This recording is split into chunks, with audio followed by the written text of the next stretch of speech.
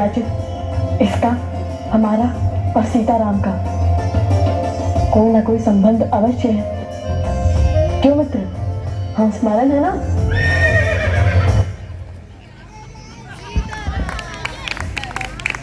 अश्व को पकड़ने जाने की सूचना शत्रुघ्न को मिलती है। यह सुनकर शत्रुघ्न तुरंत युद्ध भूमि में पहुंच जाते हैं।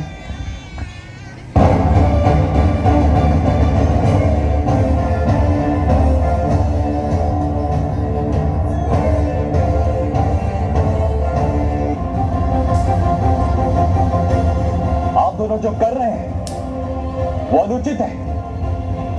मेरी विनती सुनिए और समय रहते अपनी भूल सुधार लीजिए। यज्ञ के अश्व को रोकना पाप ही नहीं, अपराध भी है। हम बालक अवश्य हैं, किंतु अबोध नहीं।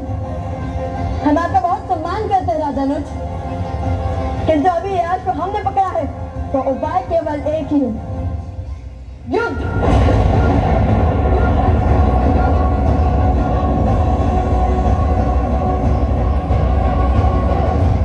नीति शास्त्र कहते हैं कि व्यक्ति को स्वयं अपनी शक्ति, वास्तविकता से अधिक और दूसरों का प्रेम अपेक्षा से कम ही लगता है। यही भेद आप दोनों के साहस में झलक रहा है। अपनी शक्ति के अनेकों प्रमाण दे चुके हैं हम असुरों के विरुद्ध।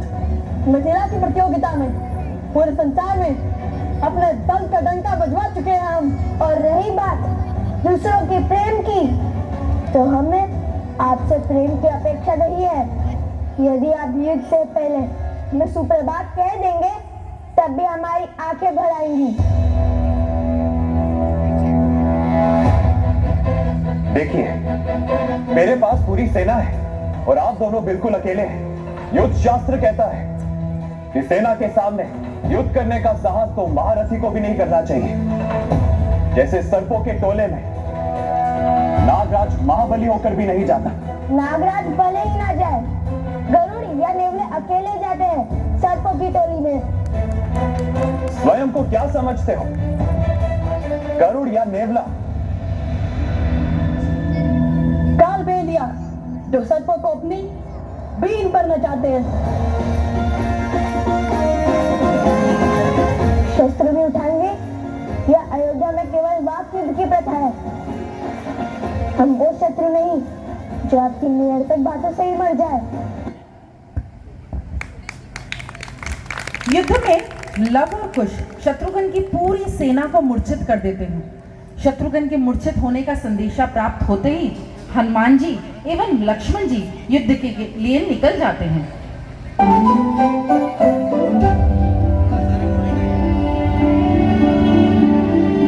भैया, नंदी तो बड़े बलवान है, उनसे लड़ेंगे कैसे?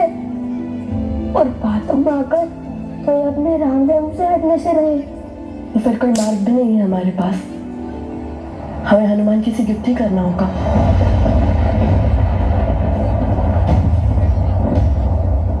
तो आप लोग कहिए, क्या विचार विमर्श हुआ?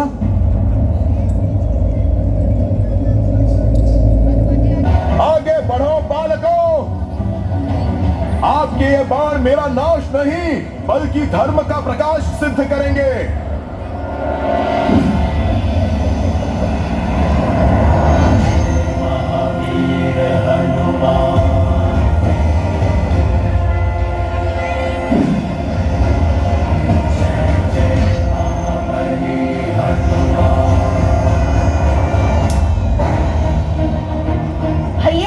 हमारे सारे अस्त्र व्यर्थ हो गए।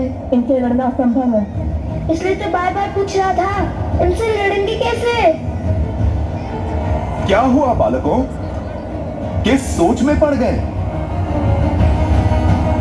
मैं फिर कहता हूं, रोक दीजिए युद्ध। चलो हम अश्व लेकर प्रभु श्री राम की शरण में चलते हैं। हनुमान जी, मुझे आपकी बात स्वीकार है। अति उत्तम, अर्थात युद्ध समाप्त। किंतु उससे पहले एक विनती है हमारे हनुमान जी। हाँ हाँ बोलिए, मुझे सब स्वीकार है, बोलिए। हनुमान जी, हम जानते हैं आपका हराना असंभव है, किंतु श्री राम और माता सीता को साथ लाने का और कोई मार्ग नहीं है हमारे पास। इसलिए ये हमारी विनती है कि आप स्वयं हमारे बंदी बन जाइए।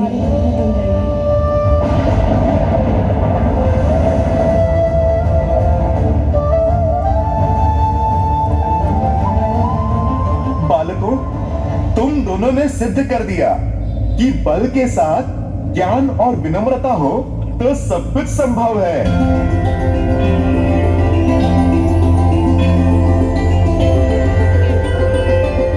मैं राम भक्त हनुमान आपका बंधन स्वीकार करता हूं।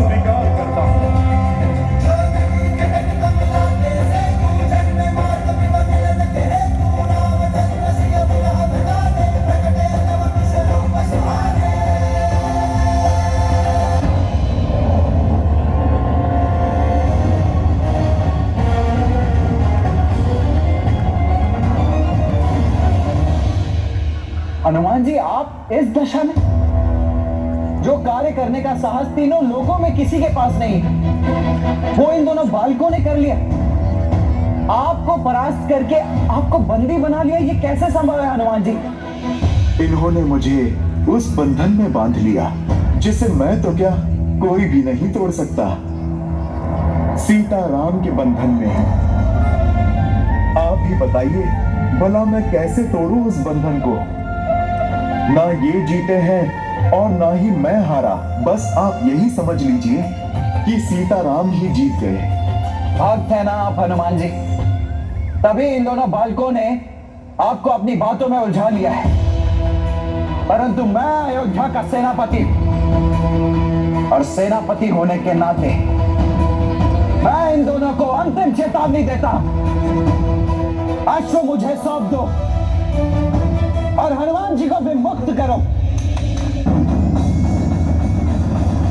तो तुमने ये अश्व श्री राम और भाभी माँ को एक करने के लिए पकड़ा है? माँ, हमें वनवासियों को पुष्पों को बांधने में कोई आनंद नहीं है। ये अश्व हमने पकड़ा है ताकि माता सीता समस्त संसार के सामने आए और श्री राम हमारे प्रश्नों का उत्तर दे कि क्यों माता सीता का क्या किया उन्होंने। और श्री राम को जिनकी हम पूजा करते थे, और श्री राम को जिनका सम्मान हमारे लिए सर्वप्रिय था, जिनके आदर्शों को हमने वेदों की भांति अपनाया, जिनकी राम कथा को गा गा कर हम ये समझते रहे कि वे सबसे बड़ा पुण्य कर रहे हैं।